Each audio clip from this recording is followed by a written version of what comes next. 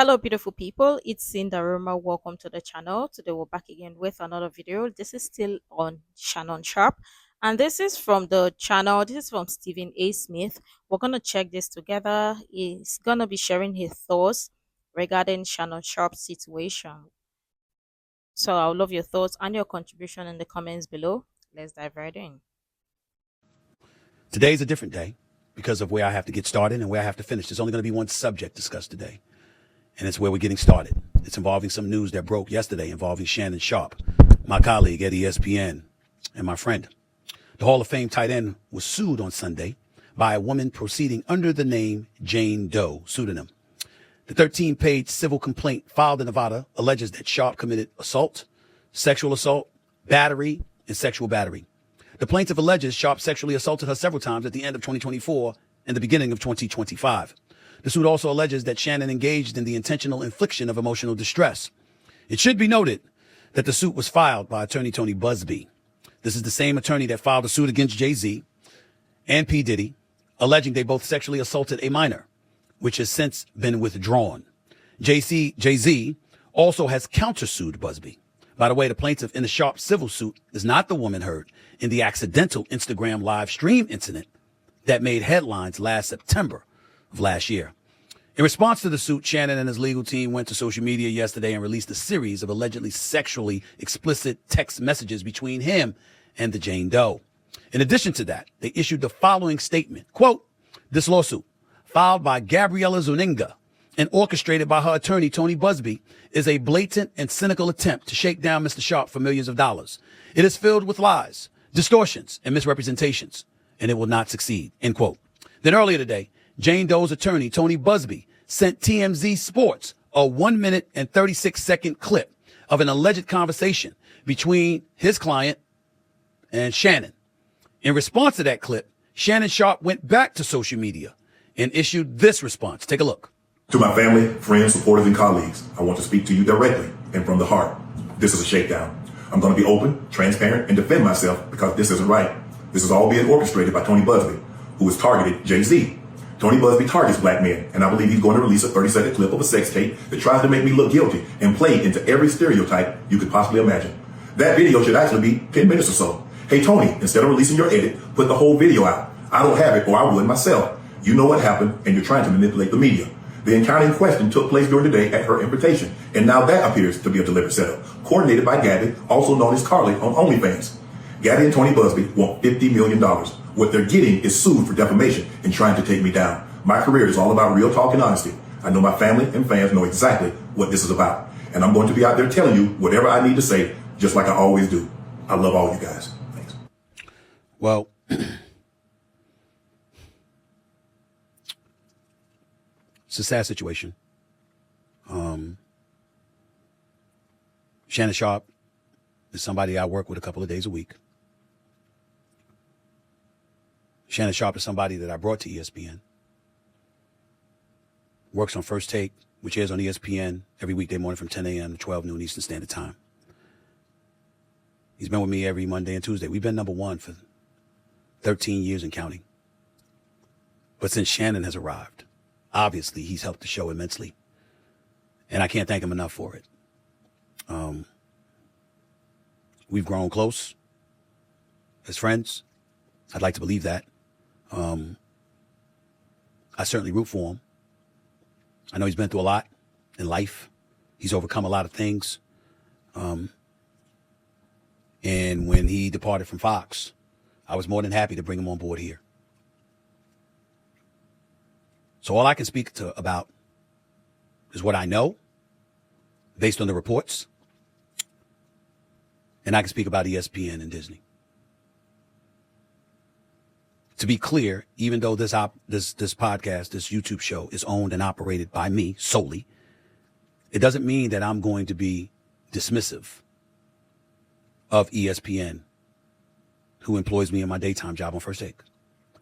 Of course. Of course. Obviously, this is a messy situation.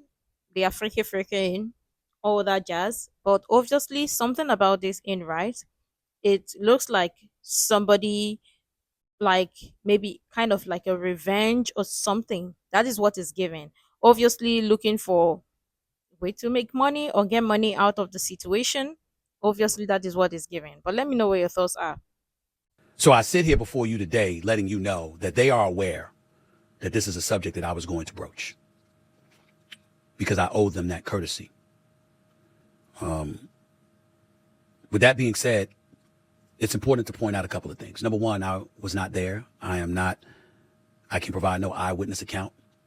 And even though I got love and respect for Shannon Sharpe, and I'm sincerely hopeful and prayerful that he is completely innocent of the allegations that have been levied against him, I can't sit here and speak to his innocence or guilt from a knowledgeable place because I have nothing to do with this. I haven't seen anything. I don't know anything. I don't even know this person. I know what the reports say. I know the reports, the things that have been reported on a multitude of outlets, from the AP to the New York Post to Forbes to TMZ and everything in between. I mean, I can't even count the number of publications that have talked about it or written about it, networks, etc. It's all over the internet. It's everywhere. And I know that. I'm fully aware of that. This is not a criminal case. So there is no concern about him going to jail. This is a civil case, which means that he could either be found liable or not liable. The accuser in question is seeking $50 million. That was confirmed by Shannon Sharpe on that video today. According to the reports, it's somebody that he met in 2023, who was 19 years old at that particular moment in time. According to some audio that was put out earlier today by attorney Busby, you hear the accuser, the female, talking to somebody who is alleged to be Shannon Sharpe. We don't know whether that's true or not. And the person in question, again, we don't know whether it's Shannon or not, other the words choke, as in I will choke the hell out of you if I saw you. And so because of that, knowing that audio was probably going to come out along with additional tapes, whether they be video or audio is unclear at this particular moment in time, Shannon Sharpe felt compelled to come out in his own defense. How are we to interpret that? Let me be very, very clear about where I'm coming from. I'm a bit torn in terms of his response. On one hand, Tony Busby has sued Jay-Z. He did sue Diddy. He did accuse them, or represented the woman who was accusing them of assault, of sexual assault, and said that she was 13 years of age at the time when talking about Jay-Z and Diddy, and Jay-Z went ballistic and emphatically denied it, wouldn't let it go. The case was dropped, and now he's suing Busby, mentioning words like extortion and other things. So when Shannon Sharpe brought up Mr. Busby in that video that we aired and talked about him being extorted, he brought up Mr. Busby and Mr. Busby's past. And he talked about him, going against African-American men. There's two thoughts there. On one hand, there's the Jay-Z, who obviously should be presumed innocent, not just because you should be presumed innocent until found guilty, but because of the manner in which he fought on his own behalf and has been very aggressive in going after Tony Busby. In the case of P. Diddy, you don't know what to believe. Again, the case against Jay-Z was a civil suit. Diddy was a civil suit. But in Diddy, you don't know what to believe because of all the allegations he's facing. But we can't forget that Tony Busby was also the person that represented at least 24 of the 27 women that accused Deshaun Watson. This is where the problem lies. So, I mean, as much as people want to believe all women per se, look at the details, look at the things, obviously, because people be like, oh, your past is not going to affect your future. That is why people are asking for reference. You get? So people will ask for reference so that they will know how you behaved before or what's happened in the past. You get? So now this one in this case is a very, very messy one at that. But obviously, from the audio that we've listened so far, I want to believe that is the conversation the both of them usually have, or that's how they usually communicate, which is kind of messy. And it looks like it is a transactional one, but obviously one party thought like, or maybe they didn't get what they wanted to get or what they are requesting for. So obviously they were gonna get it some other way. That is the way I see it, or that's the way is that's what is reading to me. It may be or it may mean something differently to somebody else. But let me know what your thoughts are. Of sexual misconduct along with other allegations. And at least 23 of those cases were settled. So we have an obligation to mention that. So on one hand, going on the offensive to defend himself, I completely understand where Shannon Sharpe is coming from. On the other hand, when his legal team issued out Statement. the press release on X yesterday, and they spoke about, they mentioned her name, and they revealed some of those explicit text messages, that was uncomfortable. And I don't know if that's a strategy that would work. One of the hardest things in the world for all of us to do is to just lay low and be quiet and let our legal team do it. And we don't always know whether or not that's the right thing to do. I know, and I can tell you all that I spoke to Shannon, not in details, but I spoke to him, and he emphatically proclaims his innocence. According to Mr. Busby, his client emphatically proclaims his guilt. So where does that leave us? I'd love to tell you that I know the answer to that question, but I don't. I am the executive producer of First Take on ESPN. I recruited Shannon. I went and got him and brought him to ESPN. But I'm not the boss. Those are other folks. There are layers to this, and there are certain layers even I am not on. I can tell you, I also spoke to co-chairman of Disney, the boss, Jimmy Pitaro, who made it very, very clear we are taking this matter very seriously, and we are looking into this very, very closely. And once we gather as many facts as we possibly can, we will go from there. And that is all he said. And I can mention his name because I received his permission to say that. I don't know what that means. In my perfect world, this equates to Jay-Z, where the case is ultimately dropped and Shannon is allowed to continue on First Take and continue to thrive and shine. And not just that, and have an illustrious career in the podcast stratosphere, doing Nightcap with Chad Ochocinco, doing Club Shay Shay, and ultimately gets this $100 million deal that he was all over the news about to sign just a couple of days before this report came out. In my perfect world, he moves on. And somehow, some way, we find this all to be false. But it doesn't seem like that's the way things are about to go down, considering who Mr. Busby is and how emphatic his client is proclaiming that she is right and she's telling the truth.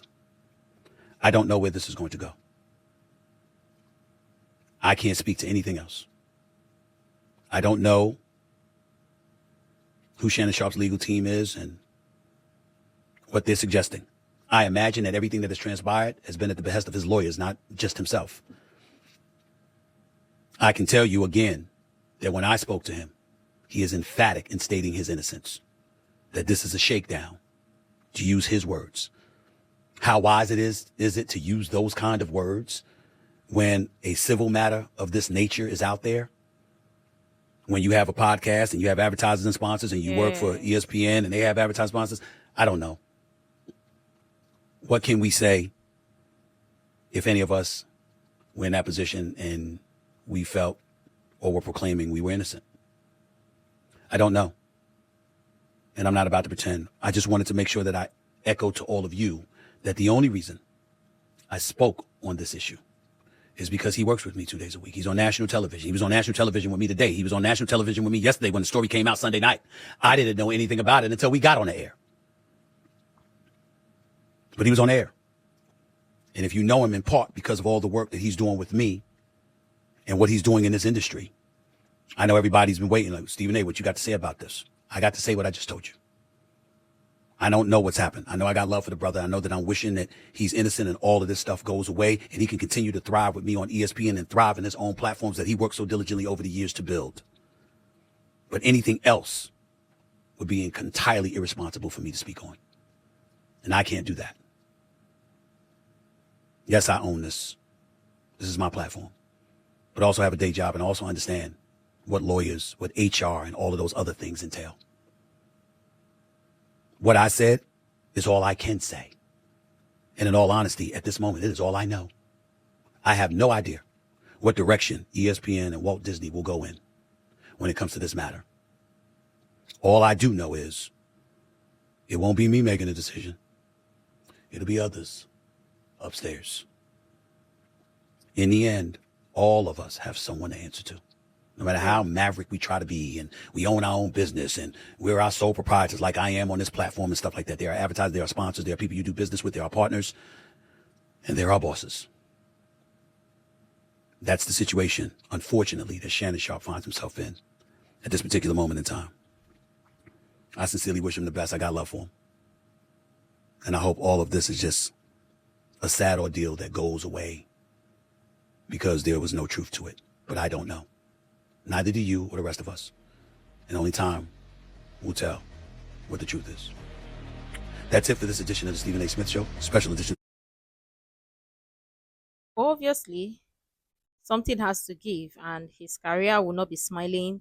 Or since he has a day's job, his career will not be smiling with all of this because attached to this, no employer or nobody want to attach themselves with situation like this or stuff like this. So obviously, something has to give, whether it's true or not. Something has to give, and advertisers, people will be like, okay, they want to give their money, but you got to be careful.